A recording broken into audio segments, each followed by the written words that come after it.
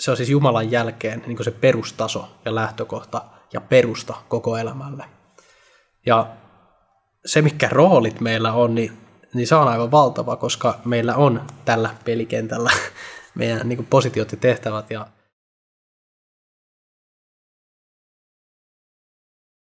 miksi miehiä sorretaan, Jumalan miehet? Ohjelma Jumalan mielenmukaisesta miehuudesta ja miehen roolista perheessä, yhteisössä ja yhteiskunnassa. Kiitos Jeesus sun rakkaudesta. Kiitos Jeesus siitä, että sä oot täydellinen esimerkki, johon katsoa. Kiitos siitä, että sä oot näyttänyt meille tien Isän luokse. Kiitos Jeesus siitä, että sä oot todellinen sankari. Mun sankari ja meidän sankari. Kiitos Jeesus siitä, että sä oot pää seurakunnalle. Ja susta me saadaan ottaa esimerkkiä kaikki meidän elämän osa-alueisiin. Mä pyydän Isä, että sä siunaat tämän jakson, meidän keskustelun. Ja että sun henki on läsnä. Mä kutsun sut Pyhä Henki läsnä olevaksi. Mä pyydän, että sä täytät meidän suun, kun me päätetään ääntä sieltä ulos tuoda. Ja mä pyydän myös, että sä tuot katsojan ja kuuntelijan linjautumaan sun tahdon ja sun tarkoituksen mukaan. Jeesuksen nimessä. Joo, kiitos rakas. Taivaallinen Isä.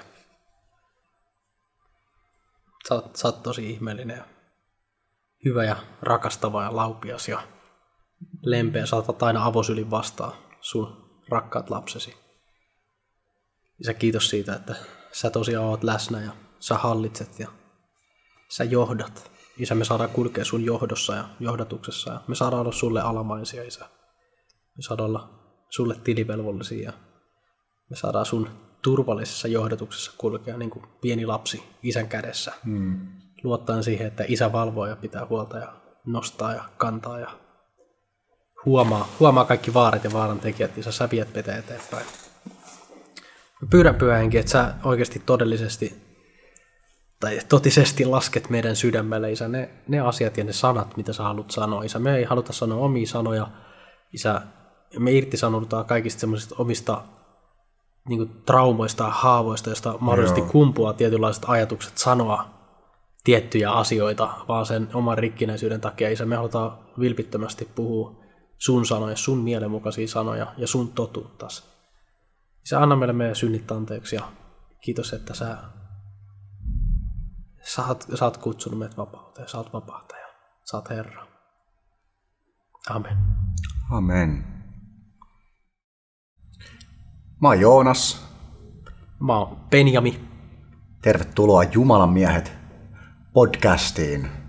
Tarkoitus on provosoida, kyseenalaistaa, kannustaa, kurittaa ja herättää keskustelua tyhjentämättä, mutta kuitenkin nostamalla esiin asioita, jotka me nähdään ajankohtaisina. Ja tänään me tosiaan puhutaan miehen roolista.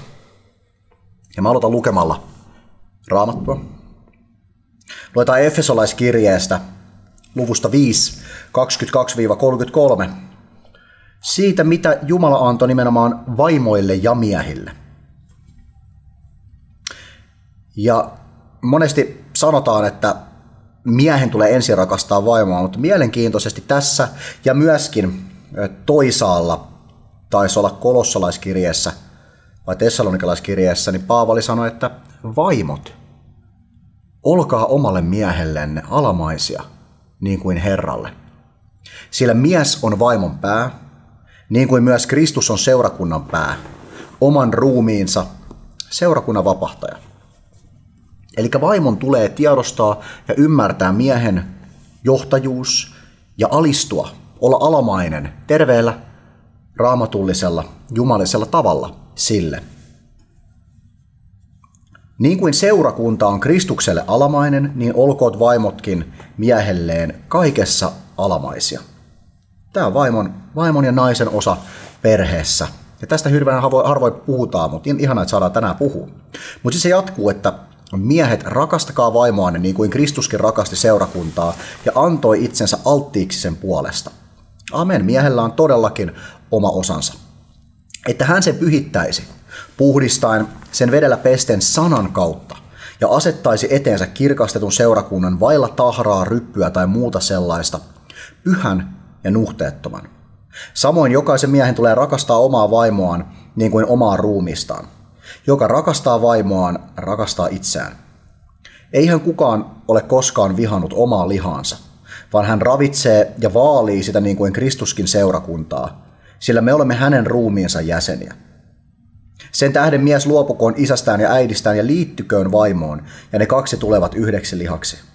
Tämä salaisuus on suuri, minä tarkoitan Kristusta ja seurakuntaa.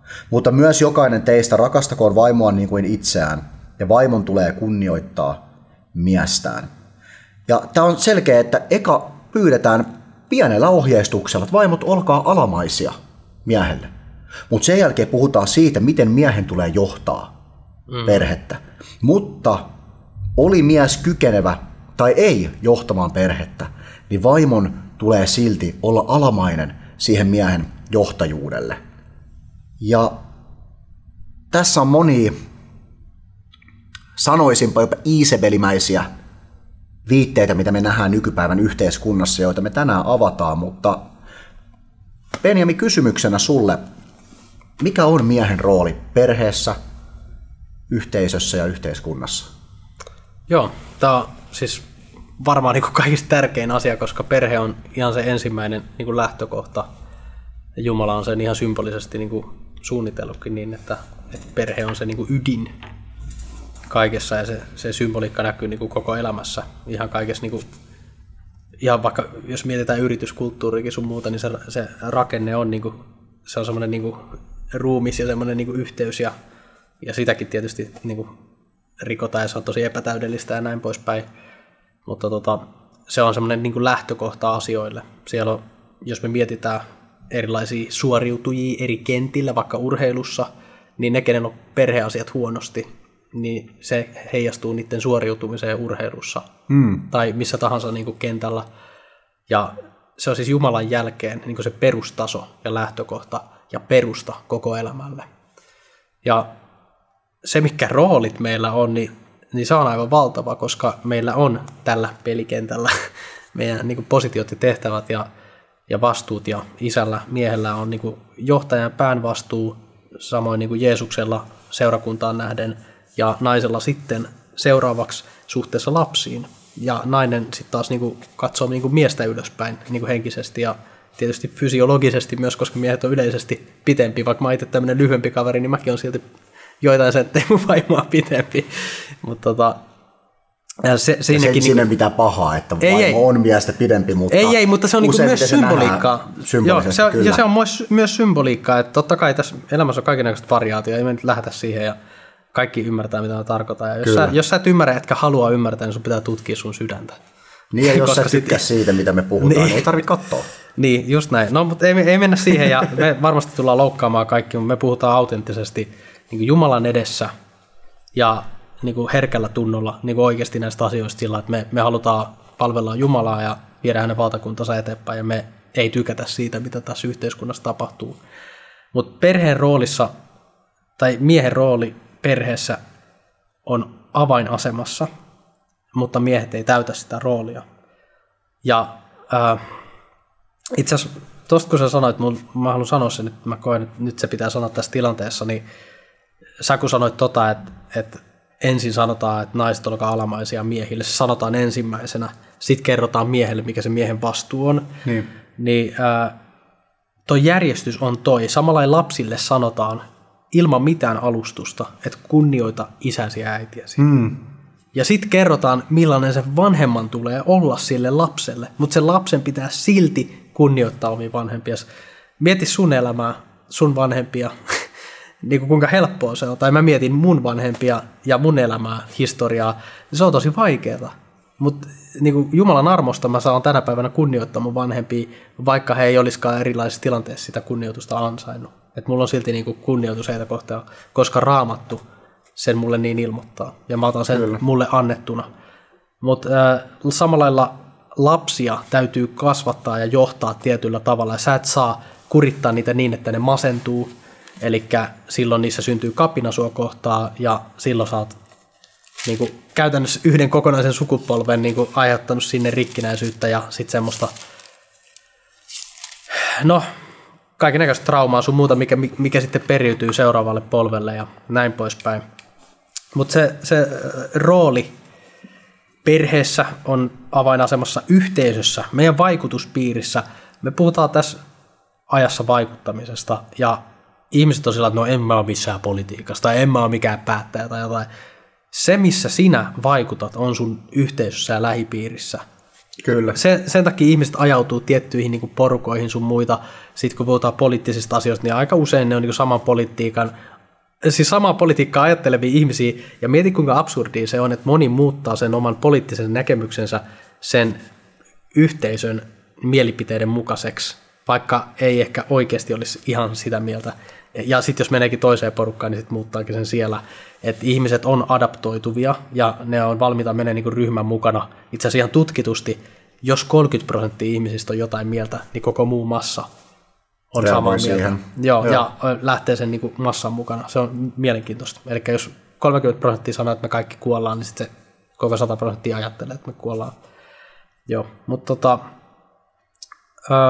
yhteiskunta tulee tässä niinku, mä halusin, että on tässä järjestyksessä, että perheessä, yhteisössä ja yhteiskunnassa, koska meidän pitää aloittaa tärkeimmästä, koska on paljon pastoreita, paljon sananjulistajia, joilla on perheasiat miten on, ja niiden lapset on mitä on, niiden puoliset on mitä on, niiden parisuhde on mitä on, ja ne ei ole kotona, tiedätkö, sitä samaa, mitä ne on muualla, niin ensin on aloitettava sieltä. Sitten se lähivaikutuspiiri, yhteisö ja sitten yhteiskunta. Ja tämä kaikki tapahtuu luonnollisessa organisessa järjestyksessä, ja Herra kyllä niin kuin johtaa sua sun positiossa ja paikalla, mutta rooli on se, mihin meidät on kutsuttu. Nyt mä en hirveästi avannut sitä, mitä se on, mutta... Niin tässä lukitaan efesolaisille, niin tässä niin miehet rakastakaa vaimojanne niin kuin Kristuskin rakasti seurakuntaa ja antoi itsensä alttiiksi sen puolesta, että hän sen pyhittäisi, puhdistaen sen vedellä pesten sanan kautta. Amen. Eli miehen rooli perheessä on tuoda raamatulliset, Jumalan mielenmukaiset arvot siihen, ohjata ja kurittaa lapsiaan, niin kuin sanotaan, että niin kuin kuritetaan, ja ohjata myös niin kuin kurittaa niin sanotusti vaimoaan. Ja nyt mä tiedän, että jokainen katsoja täällä älähtää, että mä oon varmaan joku sovinistinen sika, joka vaan hakkaa ja hyväksyy väkivallan. Ei. Sijasta puheen ollen. Kuri ja kurittaminen ei tarkoita semmoista passiivis-aggressiivista tai fyysisesti aggressiivista piäksämistä, vaan jos mä saan kertoa, mikä kuri on. Etymologia siitä. Kuri on kun niityltä ohjataan laumakarja takas sisälle navettaan, niin kun se aitaus kapenee sinne ladon ja navetan ovea kohti, niin se kapea osa, kapeneva putki, mikä sinne tulee se suppilo, niin se on kuri. Ja jos ei sitä kuria olisi, se on nimeltään kuri, ja jos ei sitä olisi, niin kaikki rynnisi samaan aikaan ja tulisi paljon sisäfilettä, luultavasti ylitse sen, mitä oikeasti tarvittaisiin, ja todennäköisesti rakenteita hajoaisi, ja siinä ei olisi semmoista organisoitua järjestystä, jolla saataisiin se lauma turvallisesti sinne sisälle hoidettavaksi, suojaan ja jopa niin kuin jalostettavaksi esimerkiksi maitotuotteita lehmiltä. Ja kun ne tulee siihen, niin välillä ne tulee siihen niin 2 tai 3 voimin, kun siihen mahtuu vain 1 kerrallaan. Ja jos siihen tulee 2, niin ne kolistaa päitä yhteen, ja jos ne tulee hirveästi niskuroiden siihen, niin sitten ne kolistelee itsensä sitä aitaa vasten. Ja sitten kun siinä on karjapaimen, niin ne joutuu antaa piiskaa niille raipasta, jotta ne menee eteenpäin, koska jos yksi jää siihen tukkimaan, niin muut ei pääse sisälle. Ja tämä on kuri. Eli se, kun mä sanon, että miehen tulee kurittaa naisia, vaimoaan, ei naisia, aviomiehen tulee kurittaa vaimoaan ja lapsiaan, niin todellisuudessa se tarkoittaa Raamatun kontekstissa sitä, että mies ohjaa rakastaen, mutta auktoriteetilla vaimon ja lapset Jumalan sanan mukaiseen totuuteen. Ja hyvällä intentiolla. esimerkkiä näyttäen.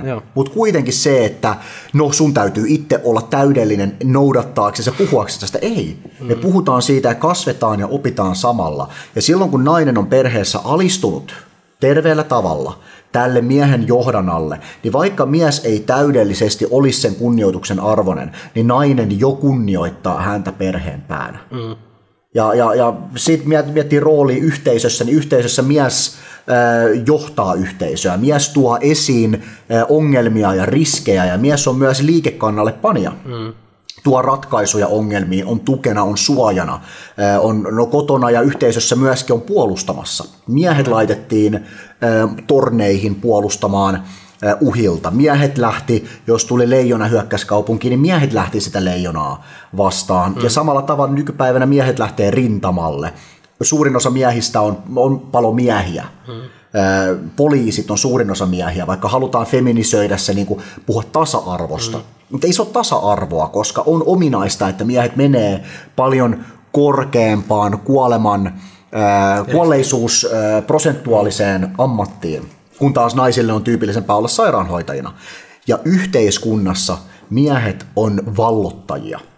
Miehet on johtajia luontaisesti myös niin kuin yhteiskunnassa.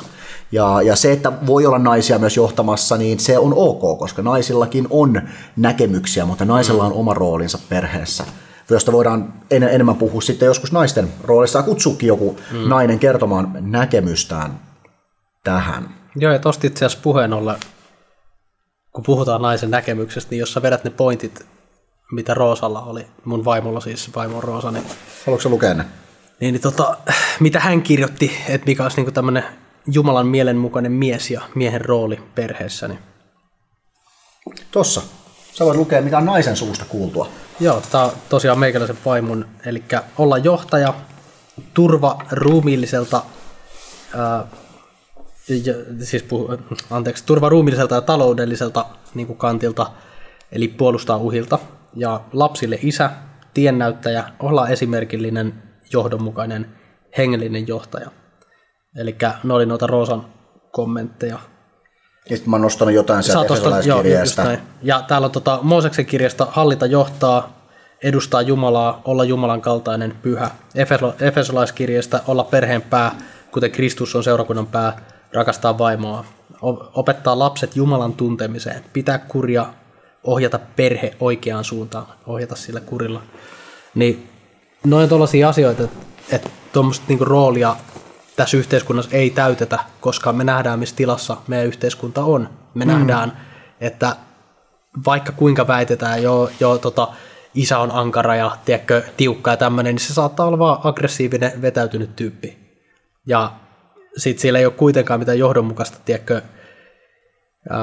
niin kuin tilivelvollisuutta Jumalan edessä ja semmoista niin kuin hyvää intentiota ohjata perhettänsä oikeaan suuntaan ja ottaa sitä roolia. Tässä on esimerkiksi se, että käytän omaa avioliittooni esimerkkinä, että mun vaimo tulee niin kuin tosi hyvästä perheestä, mulla on aivan älyttömän ihanat appivanhemmat, tosi siis kunnioitettavat molemmat niin kuin omalta taholtansa. Ja se näkyy sun vaimossa? Se näkyy mun vaimossa. Hän on tullut tosi hyvästä perheestä ja ihan niin kuin, mä en voinut uskoa, että on vielä tollaisia naisia olemassa. Ja siellä niin kuin, se on ihana katsella, tämä on tämmöinen niin kuin ylistyskommentti heidän perheelle, mutta meillä oli nyt viime lauantaina mun poikani 2-vuotissynttärit ja Roosa siellä vielä, kun vierat alkoi tulee, niin vielä oli töitä tehtävinä, mitä mä en ollut hoitanut muun muassa loppuun asti, mutta hänen siskonsa ja äitinsä kysymättä meni vaan sinne ja auttoi ja alkoi tekemään, toinen sisko alkoi leikkaamaan kukista noita. Siis kenenkään ei tarvinnut ohjata, kun ne kaikki tiesi, mitä pitää tehdä, ja tämä on niiden dynamiikka aina, kun me mennään vaikka niidenkin luo, ja tällä ne on tosi niin kuin naisellisia, siinä perheessä arvostetaan sitä, mitä nainen on, ja näillä naisilla niin kuin oikein kukkii se niin kuin semmoinen palvelualttius ja halu auttaa, ja halu nähdä kaunista ja somistaa ja tehdä kaikkea kaunista, niin se on upeata, ja se vetää nöyräksi ja hiljaiseksi, ja jopa se Roosan niin kuin palveluvuus puhuttelee mun ystäviä. Mun ystävät tulee kylään, Roosa niin kuin kohtaa niitä, palvelee niitä, niin ne kaikki on niin kuin henkisesti hattu kourassa. Ja ne haluaa olla niin kuin suojelevia ja kohtelijat tälle naiselle, joka ensin niin kuin osoittaa tämmöistä kunnioitusta niitä miehiä kohtaan. Eli miehissä helposti syntyy semmoinen kapina, jos se nainen vähän niin kuin yrittää niin kuin hypätä yli tai vähän niin kuin niskan päälle. Että se on niin kuin jännä huomata, että se, kun vastaa tuleen vedellä, niin se puhuttelee paljon enemmän. Mutta meillä oli alkuun Roosan kanssa silti niin kuin konfliktia, ja mä olin silloin hyvin epäkypsä, on varmaan edelleenkin, ja tässä kypsytään varmaan koko elämä.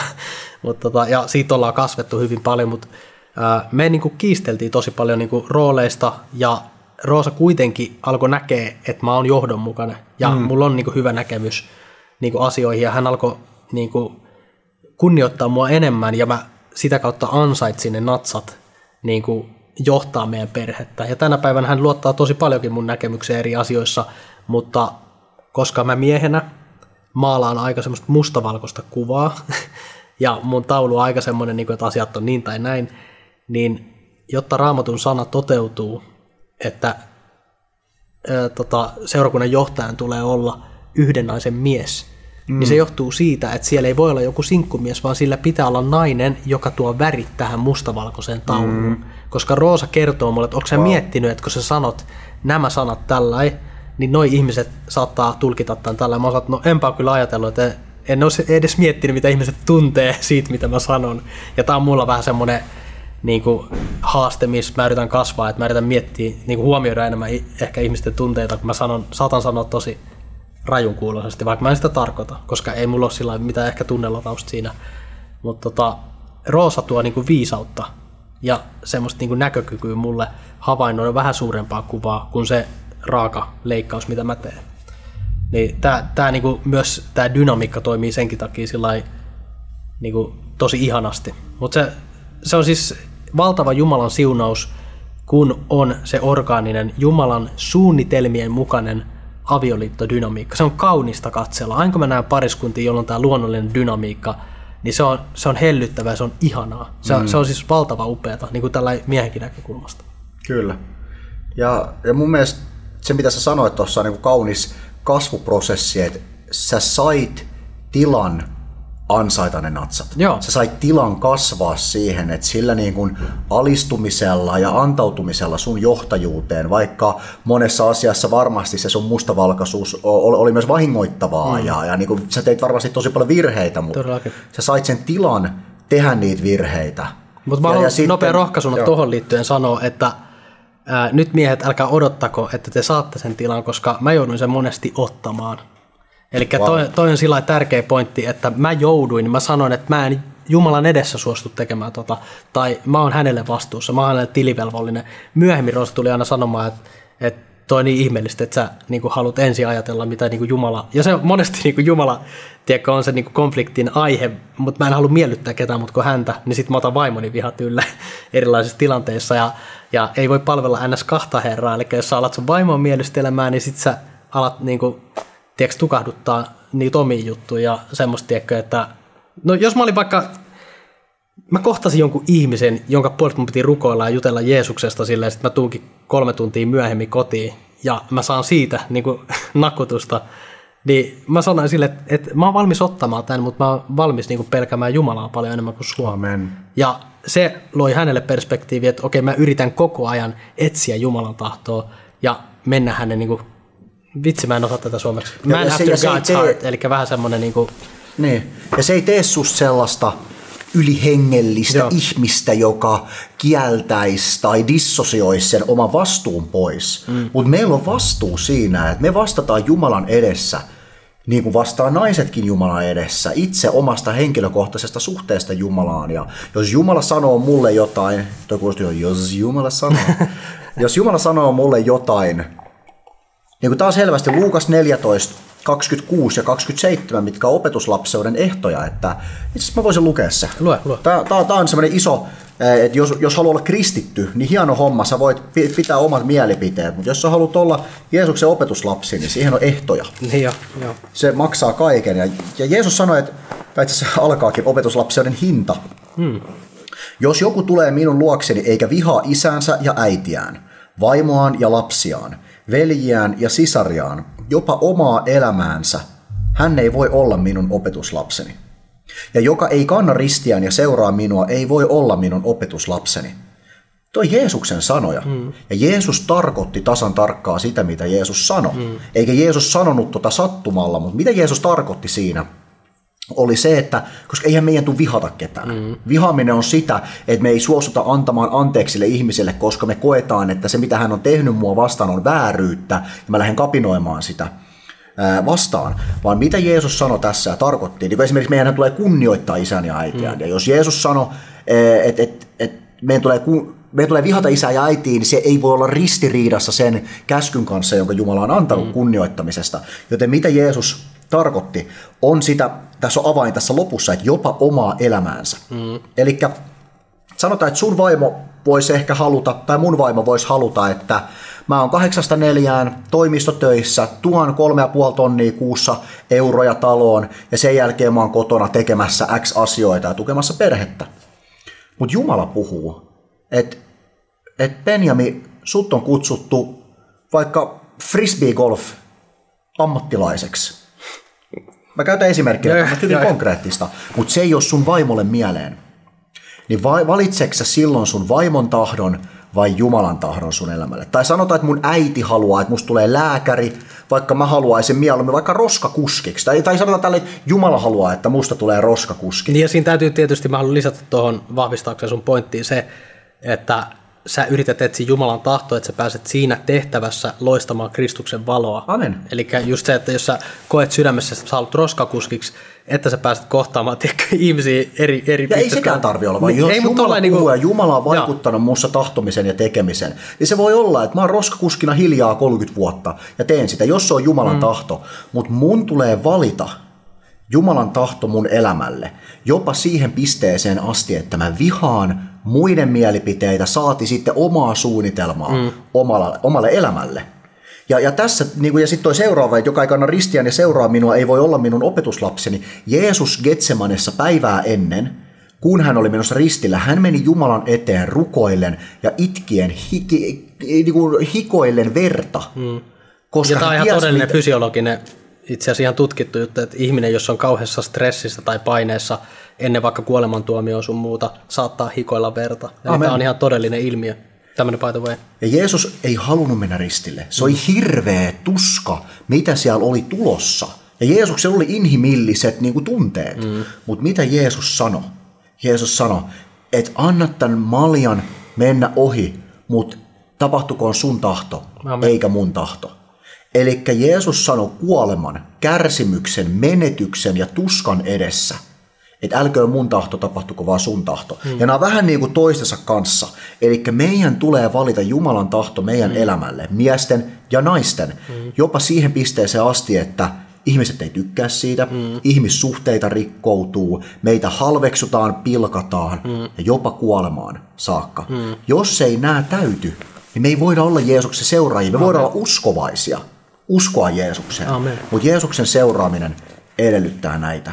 Ja jos me valitaan jotain muuta meidän elämälle kuin mitä Jumala antaa, niin me kapinoidaan silloin Jumalaa vastaan. Silloin God, the Godhead, Father the God, siitä Jumalan isyyttä ja auktoriteettia vastaan. Totta kai niin pyrkikää rauhaan kaikkien kanssa, jos mahdollista, mutta jos ei se ole mahdollista, niin silloin tulee konflikteja. Ja mä oon kokenut tämän omassa elämässä ja omassa perheessä. Ja nähnyt sen ihan konkretiassa. Totta kai tietenkin itse vajavaisesti, mutta niin kuin vilpittömällä puhtaalla sydämellä halunnut toteuttaa ja täyttää sen, mitä Jumala tekee. Ja ohjannut meidän perhettä siihen suuntaan. Ja joutunut tuta sen mun selkänahassa, mitä se on tullut, kun siihen ei ole halunnut taipua. Niinpä. Ja se on tuottanut paljon semmoista, että mun on pitänyt valita, mun on pitänyt olla polvillaan Jumala edessä ja itkeä Jumalalle, että miksi näin tapahtuu? Mutta sanoo Jumalalle, että sä näet mun sydämen. Sä näet sen, että mä haluan palvella sua. Ja se on maksanut mulle hinnan. Jep. Ja meidän toimet ei kaikki ole täydellisiä, mutta Jumala tutkii meidän sydämen. Just ja näin. se, että vaikka me oltaisiin inhimillisesti, me tiedetään, että tämä on nyt Jumalan tahto ja käytetään vääriä keinoja siihen, niin Jumalan armo kyllä riittää. Että totta kai meidän täytyy kypsyä ja kasvaa ihmisinä. Mutta mä haluan tuohon vihaan vielä tarttua, se on mielenkiintoinen sana.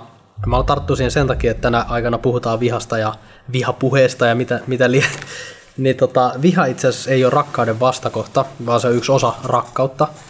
Ja rakkauden vastakohta oikeasti on välinpitämättömyys. Ja se on se, mikä vallitsee meidän yhteiskunnassa, ja se on todellista rakkauden vastakohtaa. Eli ei uskalleta niitä naapurin lapsia vaikka kurittaa tai nuhdella tai ojentaa, koska me ei rakasteta niitä. Ei me välitetä, ei meitä kiinnosta, minne niin helvettiin he on matkalla. Toi viha on sillai niin hienoa, että Jeesus käytti tuommoista sanaa, se varmasti puhutteli ihmisiä, triggeröi ihmisiä, ja viha, siis sana on vaan niin kuin muuttunut tässä ajan myötä niin kuin tarkoittamaan muuta, mutta viha on sidoksissa rakkauteen, eli tuossa Jeesus tarkoittaa sitä, että mä haluan, että te keskitätte sen energian, rakkauden ja voiman minuun, mitä te normaalisti keskittäisitte teidän perheeseen. Eli mä mieluummin haluan, että te vihaatte teidän perhettänne. Ja sitä Jeesus tarkoittaa, ja viha ei tarkoita sitä, että sä yhtäkkiä oot sillä että kirottu minun perheeni, minä toivon, että ne kaikki kuolee. Tiedätkö, alat yhtäkkiä niin kuin jotain toivomaan pahaa ja sillä ajattelemaan pahaa. Viha ei ole sitä, vaan viha on sellaista, että sä et taivu siihen suuntaan. Sä et täytä sen, niin kuin, siis, eli toisin sanoen, sä et ole sun perheen holhouksen ja velvoitteiden, sun vanhempien, sun lasten, ne ei ohjaa sua, vaan Jumala ohjaa sua, ja sä annat kaikkes Jeesukselle, ja mieluummin niin kuin vihaat perhettäsi. Ja tässä me ollaan vastuussa Jumalan edessä siitä, että miehinä, että meidän tulee ohjata meidän perheen. Meidän tulee myös itse ohjaa meidän sydän. Että me ei voida tekosyynä vaan sanoa, että no nyt kun mä oon mies ja perheen pää, niin teidän täytyy totella näin. Vaan totta kai meidän oma sydän täytyy olla puhdas. Ja se on myös prosessi, ja siinä on se dynamiikka. Että me ei puhuta tässä nyt, jotta sä hyvä rakas katsoja ymmärtäisit, että me ei puhuta autoritäärisestä näkemyksestä, että ihan sama mitä miehet tekee, niin niille täytyy silti hyväksyä niiden tekoja. Totta kai me ymmärretään se, että on myös paljon mieheksi kelpaamattomia miehiä, jotka vaatii sen alistumisen ja vaatii sen kunnioituksen itse täyttämättä omaa osaa. Ja onneksi Jumala on armollinen, mutta silloin totta kai niin kuin naisillakin on ehdottomasti oikeudet ja niin kuin, täytyykin nousta siihen, eikä vaan niin kuin olla nyrkin ja hellan välissä. Et se on taas toinen niin kuin ääripää, ja me ei todellakaan tueta semmoista, että mä haluan tehdä sen selväksi kaikille feministeille tai kaikille semmoisille niin kuin naisille, jotka luulee, että me tässä nyt niin kuin poljetaan naisten oikeuksia. Ei, vaan me tuodaan vaan esiin miehen näkemyksestä. Yritetään estää semmoista hyvää aaltoa, joka on nostanut naiset tasa-arvoiseen asemaan. Niin tässä on se, että me ollaan niin kuin Jeesuksessa, niin kuin Jumalassa ei ole miestä eikä naista. Loppujen lopuksi ei mennä vaimoksi eikä oteta vaimoja. Eli loppujen lopuksi me ollaan kaikki samalla viivalla Jumalan edessä, mutta hän on järjestyksen Jumala. Hän on luonut luomakunnan edustamaan ja kuvaamaan häntä itseään. Ja amen. Roolit, auktoriteetti, hierarkia myös kuuluu siihen. Nyt kun puhutaan taas miehen roolista, palataan siihen, niin miehillä sosiaalisissa ympyröissä on hierarkia ja on tämmöinen sosiaalinen järjestys. Naisilla on jonkun sorttinen sellainen, mutta usein tämmöiset päätöksenteot, niin kuin, ellei siellä ole sit, niin kuin naisia, jotka selkeästi on oppinut, että niin kuin johtajuuden rooliin kuuluu vaan niin kuin tehdä, mutta usein se on semmoista, että no en mä tiedä, päättäkää te, en mä tiedä, mitä me halutaan tehdä. Usein niin kuin kuuluu tämmöistä niin kuin keskustelua, mutta miehillä se on tosi selkeä. Siellä on aina hierarkia, siellä on aina järjestys. No, kun meillä tämä yhteiskunnassa, jossa on sekaporukoita, niin tulee paljon sellaista, että vaikka miehillä on joku tämmöinen, niin kuin, no mä oon nähnyt tämmöisen tilanteen seurakunnassa, että miehet juttelee siinä on kertynyt miehiä, siinä on tullut miehiä, kaikki tietää oman asemansa siinä hierarkiassa, sitten sitä yleensä niin kuin haetaan, no sosiaalisesti se on niin kuin sosiaalinen hierarkia, mutta sitten jos nainen tulee siihen, sillä ei ole käsitystä siitä ja se rikkoo sitä, se saattaa yhtäkkiä puhua vaikka sen niin kuin alfan yli tai niin kuin keskeyttää jonkun jutun tai keskeyttää jonkun tosi intensiivisen haaston tai jonkun tämmöisen, niin kuin, kun miehet usein sparraa aika niin kuin rajunkin kuuluisesti jostain asioista tai väittelee, niin sitten tuleekin joku niin kuin semmoinen lakaseva kommentti. Ja tämä on seurausta siitä, että meidän yhteiskunnassa me eletään semmoista aikaa, että periaatteessa ei ole tämmöisiä niin kuin normeja eikä hierarkiaa eikä ole semmoista yleistä kunnioitusta, niin sitten kun nainen ei ymmärrä, miten miesten niin kuin dynamiikka sosiaalisessa tilanteessa menee, niin hän voi tulla vähän niin kuin sotkemaan sitä. Sitten kukaan mies ei kehtaa olla siinä tilanteessa, että hei, älä sä puutu tähän. tai Ohilia, meillä on tämä juttu tässä kesken. Mä en ikinä ole voinut kuvitella, että joku sanoisi tollain jollekin. Se on suoraan sanoen sellainen kuohinta, mikä siinä niin ja sitten kaikki miehet on vaan hiljaa, ja sitten ne on sellainen, että okei, no tämä tilanne meni tässä, ja sitten kaikki on sellainen, joo, ja tosi ystävällisiä hymyilee, ja katsoo silmiä, on sillä niin kuin... Ehkä sä oot oikeassa, vaikka jokainen sisällään tietää. Niin, että sitten ei uskalla sanoa, joo, tai sillä että sulle ei haju tästä kontekstista, älä nyt puutu tähän, että tämä on se, miten me miehet selvitellään tällaisia asioita, ja se rikkoo sitä luonnollista dynamiikkaa ja hierarkiaa, ja se on semmoista, niin kuin, että kun joku vaikka pastorimies on puhumassa jossa, niin sen lapsi kävelee sinne lavalle ja tulee sen syliin. Niin se on vähän semmoinen samanlainen tilanne, että se lapsi ei niin kuin taju, että siinä on semmoinen hetki. Ja totta kai niin kuin lapset on tervetulleet ja tiedätkö, vaimo on totta kai tervetullut niin kuin miehensä luo milloin vaan ja missä tilanteessa tahansa, mutta kunnioitus on sitä, että sä kunnioitat sitä tilannetta, vaikka sä tietäisit jotain paremmin. Tai sitä, että joku tyyppi kerrankin pääsee vaikka puhumaan jostain sydämensä asiasta, vaikka se puhuisi siitä väärin tai sä haluaisit korjata sitä, niin sä annat sille tilan tuoda sen asian esiin. Ja no miehillä kun on tämmöinen niin kuin tietynlainen hierarkia, niin sit sitä harvemmin pääsee niin kuin toteuttamaan sitten. Että sit se... niin, mutta uskaltaako myöskään miehet toteuttaa tätä hierarkiaa? Niin, ne pelkää sitten muiden loukkaamista ja ne pelkää sitä, että ne tietyllä tavalla leimautuu ja sitten syntyy tämmöisiä kuppikuntia ja näitäkin on niin kuin hauskaa ollut nähdä seurakunnassa. Mä oon tämmöinen aika sosiaalisesti tarkkaavainen tyyppi ja tarkastellut eri dynamiikkoja pitkin elämää ja ihmisen käyttäytymistä ja tämmöisiä niin kuin psykologisia juttuja, niin se on mielenkiintoista nähdä, että sit muodostuu tämmöisiä tiettyjä niin kuin porukoita, tällaisia eliittiryhmiä ja sitten semmoiset tietynlaiset sisäänpäin kääntyneet tyypit muodostaa yhden ryhmän ja näin poispäin. Et kuitenkin tällaisia syntyy, mutta sitten siinä on semmoista niinku, ihmiset haluaa hakea paikkaa, sen takia on kaikki vitsi moottoripyöräjengiä, mihinkä joku isättömät pojat eksyy, kun ne haluaa päästä osaksi jotakin, mutta sitten kun on sekaporukoita, etkä sä pääse ilmaisemaan itteensä, sä et pääse vaikutuksille alttiiksi, niin sitten se on semmoista niinku etsikkoa ja sekoilua, ja sun ei tarvitse tosiaan olla tilivelvollinen kellekään. Kyllä. Mutta se rooli on se, missä sä pääset toteuttaa miehuutta. Koska sitten, kun sä oot roolissa, mä usein on aika semmoinen niinku luonteva johtaja, mä pystyn sanoa tämän, koska mulla vaan on se lahja, ei siinä ole sen kummempaa, mä lähdetään selittelemään ihmisille, että anteeksi, että mä sanon näin, mulla on johtamisen lahja ja Herra on armossaan se mulle antanut, ja mä aika usein otan sen. Ja sitten jos joku haastaa sitä, jos mä oonkin väärässä jossain asiassa, niin mä otan sen ilolla vastaan. Amen. Niin, että mä haluan tulla ohjatuksi. Mä haluan tulla haastetuksi. En mä halua vaan sitä, että mä sanon, miten asiat on ja kukaan ei uskalla haastaa sitä. Sitten semmoiset tyypit, niin kuin vaikka sinä, joka on niin kuin yksi mun parhaimpia ystäviä, sä uskallat haastaa mun, tiedätkö, niin kuin mun näkemyksiä tai kommentteja, että onko se mukaan, tajuuko sä, että toi mitä sä sanot tarkoittaa tätä ja tätä ja tätä, tai kuulostaa tältä ja tältä. Niin sit mä oonkin sanonut, että okei, siis mun tarkoitus on ollut tämä, ja mä oon ajatellut sitä noin päin. Ja, näin ja se otetaan kiitoksella vastaan. Joo. Sen takia, että siinä niinku oppii, kun tuo oman näkemyksen ja tuo vahvasti oman mielipiteen, niin kun mekin tuodaan tässä vahvasti omia näkemyksiä, niin mä oon oppinut siinä, että mä nautin olla väärässä, ja mä oikeastaan haluunkin olla väärässä, että mä oon mieluummin väärässä kuin oikeassa, koska silloin se niin kuin tuo näkemyksiä musta esiin, joissa mä voin kehittyä. Joo. Ja just siinä, kun me niinku kutsutaan esiin sitä, että hei, että itse asiassa niinku tiesitkö sä, että sun käyttäytyminen niinku vaikuttaa ja aiheuttaa mussa tämmöistä, että onko tämä mussa jotain, vai voisiko tämä olla jotain, jota sä voisit myös kehittää. Ja siitä me päästään semmoiseen terveeseen.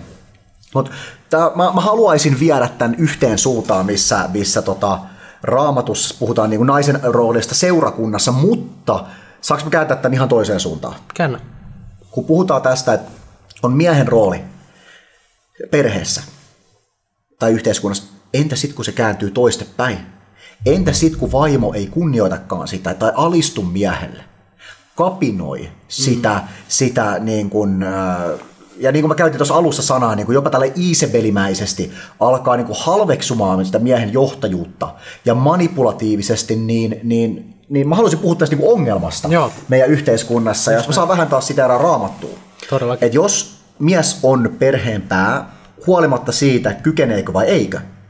Eli joka tapauksessa se on miehen rooli ja joka tapauksessa naisen tulee hyväksyä ja alistua sille. Jos nainen ei sitä tee ja alkaa ottamaan miehen roolia, niin se on kapinointia. Eikö näin? Mun mielestä tämä on niin kuin loogista. Se on ihan selkeä. Ja mitä kun Herra hylkäsi Saulin ja Saul oli tottelematon, mitä Samuel sanoi tästä? Ensimmäinen Samuelin kirja 15.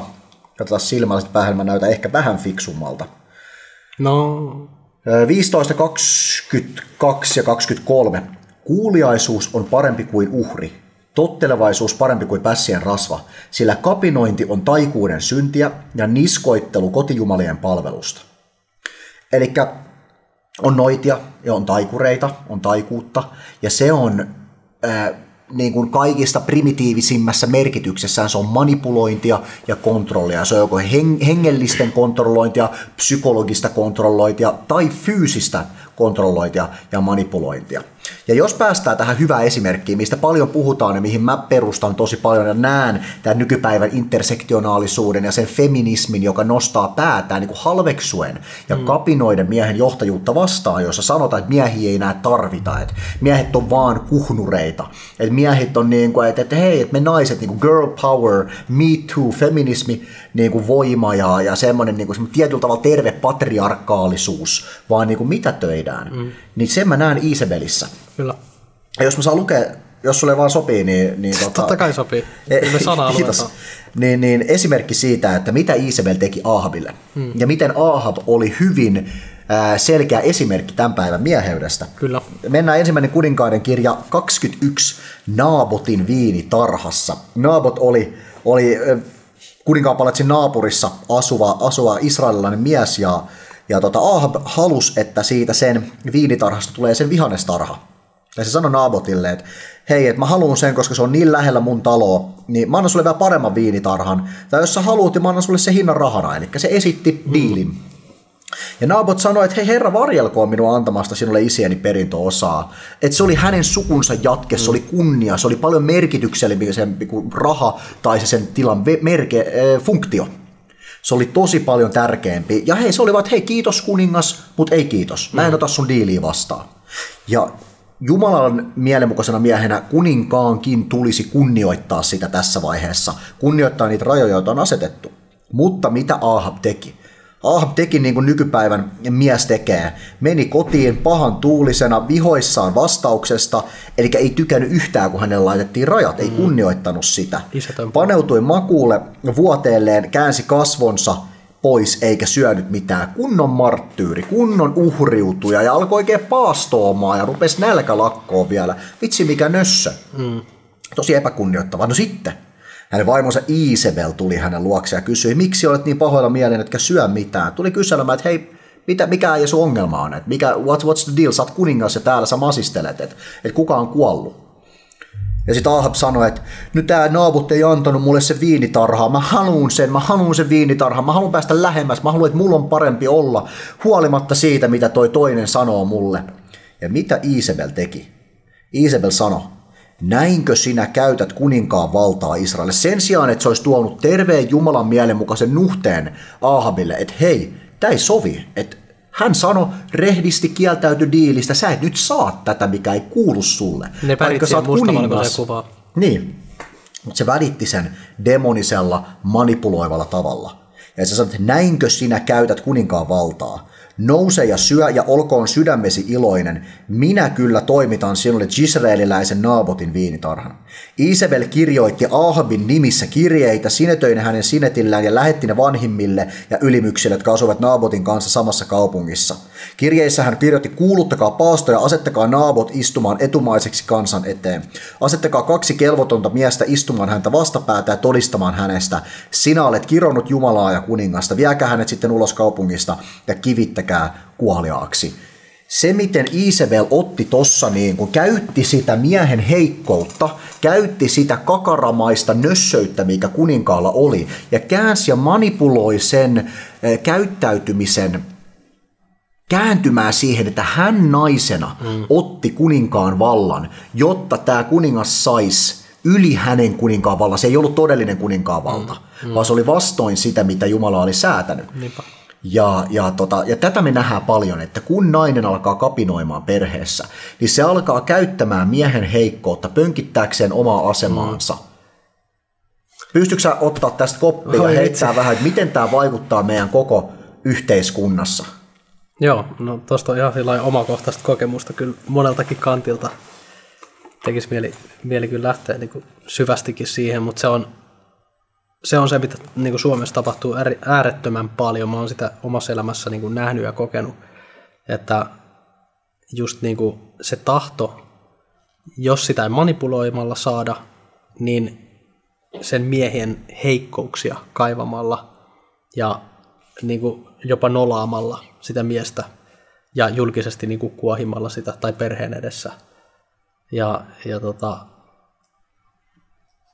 Se on ihan hirvittävää, se on tosi surullista ja mua niin kuin koko elämäni, kun mä oon sellaista nähnyt erilaisissa tilanteissa, niin on niin kuin suututtanut se ja niin kuin surettanut, koska se on väärä tapa toimia. Mutta kaikilla on aina juurisyynsä, eli ihmiset, jotka tekee tätä, kärsii tietystä traumoista, tietystä kokemuksista, niin kuin rakkaudettomuudesta omassa lapsuudessa, oman isän niin kuin läheisyyden puutteesta, oman äitin, niin kuin, siis ironisesti, mä voin kertoa psykologisesti, että Ahab todennäköisesti oli samanlaisen naisen kasvattama kuin Iisabel on. Ja isätön poika. Ja hänen äitinsä aina keksi ratkaisut, ja hän sai mököttämällä tahtonsa läpi. Ja tässä on myös hieno, mä en nyt mene siihen sen enempää, mutta Raamattu on täynnä niin kuin Jeesuksen evankeliumia, ja tämä tarina tuosta viinitarhasta kertoo myös niin kuin Jeesuksesta ja hänen niin kuin valtakunnastansa, mitä tämä vanhurskaaksi todettu mies halusi puolustaa. Mikä sen nimi nyt olikaan? Naabot. No ne oli se Naabot. Hän halusi puolustaa sitä, mutta sitten saatana niin kuin keksi keinon niin kuin, tiedätkö, virheettömästi asettaa todistajia Jumalan pilkasta. Tämä oli se, miksi Jeesus niin kuin tuomittiin Jumalan pilkasta. Ja hänet ei kivitetty, mutta naulittiin ristille. Mutta tässä on siis, niin kuin, mutta hänet oltiin valmiina kivittämään monta kertaa, mutta hänen aikansa ei ole tullut vielä. Just näin, ja toi on niin kuin profetaalista niin kuin tekstiä niin kuin Jeesuksesta, tämmöinen välikommentti vaan. Ihan vaan siis, hyvä niin huomio. Joo, Raamattu avaa tämmöisiä hienoja nyansseja, mä näen tuossa vaan sen, että siellä on 2 rikkinäistä ihmistä. Iisabel kuitenkin eli synnissä ja valitsi tehdä syntiä loppuun asti. Eli armo tulee meille niin kuin oman tunnon kautta. Meillä jokaisella on oma tunto, joka syyttää meitä. Mutta kun me opitaan vaimentamaan se, niin se armo ei tule niin helpolla. Se armo ei ole ilmasta. Se on maksanut Jeesuksen veren, syyttömän uhrikaritsan veren, uhrilahjan veren. Tämä uhrihomma liittyy siihen, että Israelin heimo aikanaan ennen Jeesusta, ennen Messiasta joutui uhraamaan omastansa hyvittääkseen omia pahoja tekojansa. Sen takia tässä on myös se symboliikka, että sitten kun Jeesus tuli, niin hän oli ultimaattinen uhri. Koska Jumala antoi omastaan. Antoi ainoan poikansa, jotta yksikään meistä hukkuisi, vaan saisi ihan kaikki sen elämän. Että tässä on niin kuin pienoisen evankeliumi sisällä sulle, joka et sitä välttämättä tiedä. Nyt sen tiedät, että sun kaikki synnit tulevat ja menneet, kaikkien tulevienkin sukupolvien synnit on annettu anteeksi Jeesuksessa, ja sä saat ottaa sen tiedon vastaan. Ja kun sä uskot sen, niin sä uskot Jeesukseen. Se on näin yksinkertaista. Mutta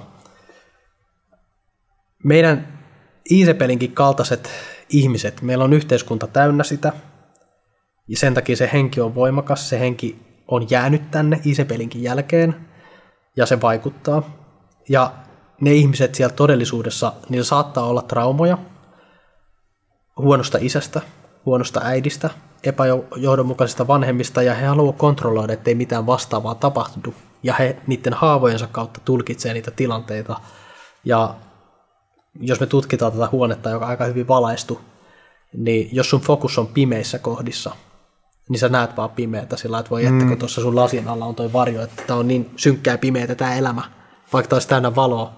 Niin se, että kun totuus ja valo, tiedätkö, tekee kaiken puhtaaksi ja Jumala osoittaa kaiken, tiedätkö, mitä sulla todellisuudessa elämässä on ja mitä sä oot saanut ja mitä sä pidät, tiedätkö, sä kahlitset jonkun toisen ihmisen sun traumoista ja kokemuksista, niin sä kannat sitä myös eteenpäin ja viljelet sitä. Ja se on niin kuin tosi vaarallista myrkkyä, joka niin kuin, ja hapatetta, joka hapattaa koko taikinan. Ja meidän yhteiskunnassa ihan markkinoinnissa, uutisissa, kaikkialla kapinan henkeä oikein vellotaan ja oikein siis tuodaan tosi voimakkaasti esille niin kuin monessa eri tilanteessa, että tulee mainoksia, vaikka jos on joku, vaikka just se roskakuski, niin se on aika varmasti nainen.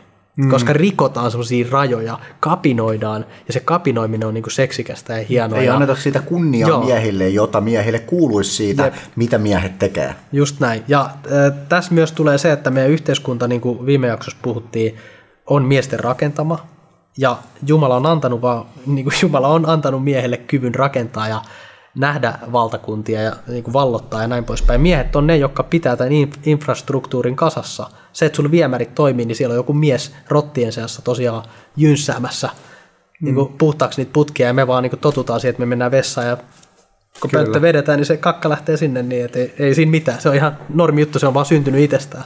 Niin saanko kokeilla esittää ratkaisu tähän Isabel-mäiseen yhteiskuntaan nopeasti? Sitten klausataan, vieneen loppukaneettiin, mutta mitä Isabelille tapahtui? Siitä vastaan noustiin. Ensimmäisenä nousi Elia.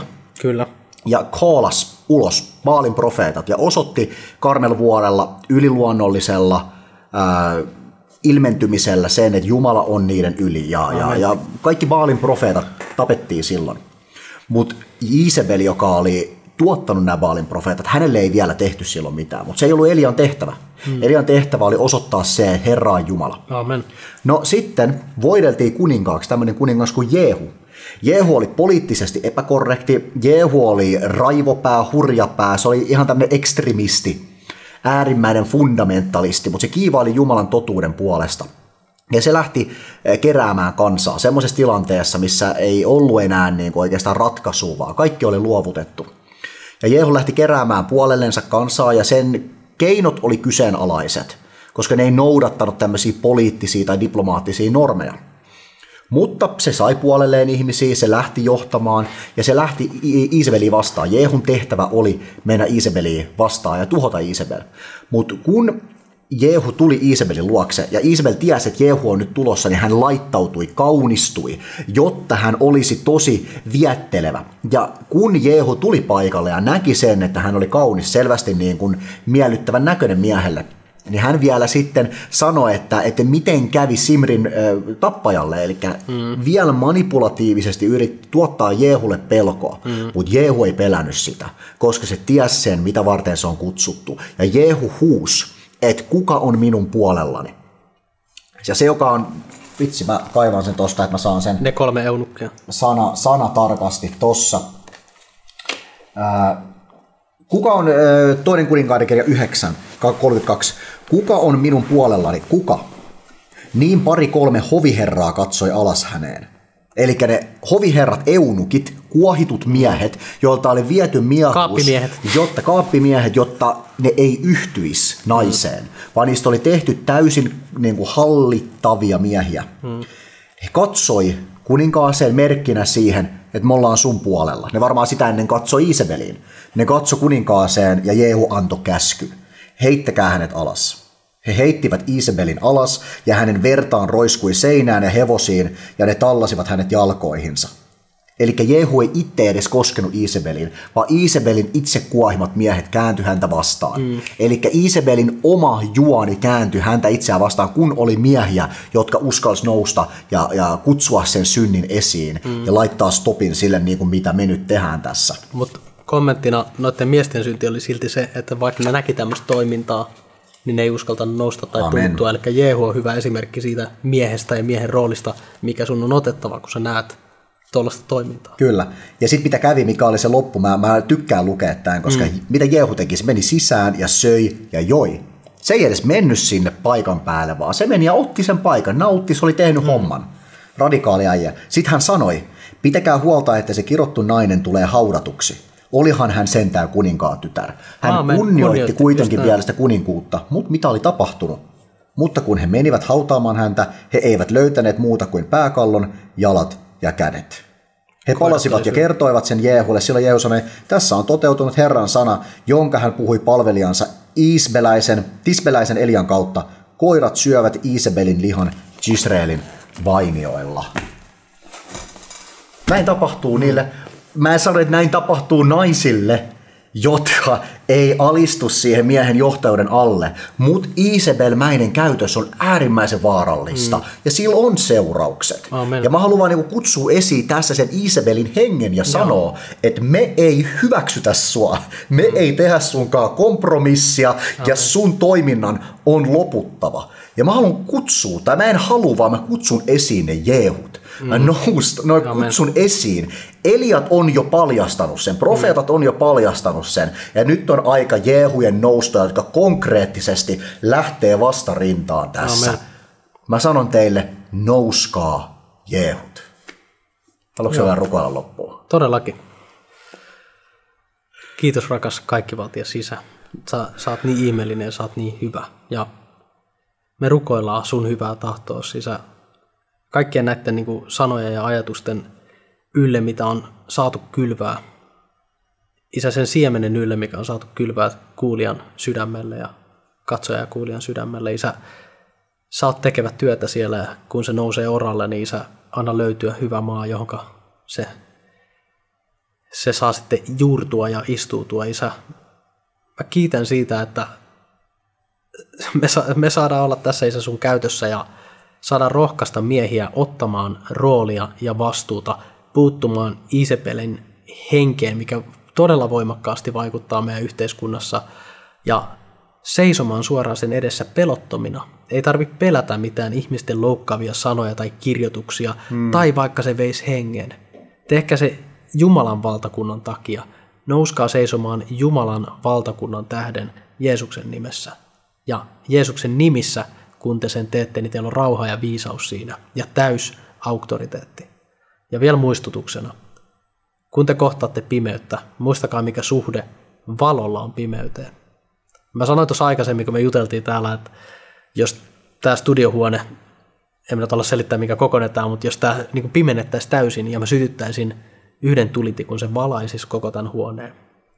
Ja se voima on Jeesuksessa. Jeesus on valo. Hän on ollut alusta saakka mukana, kun maa ja maailma on luotu. Hänessä on voima. Ja kun sä oot Jeesuksessa, niin se suhde on sama pimeyden ja pahan kanssa. Että se paha ja pimeys vaan väistyy. Olkaa siunattuja. Amen.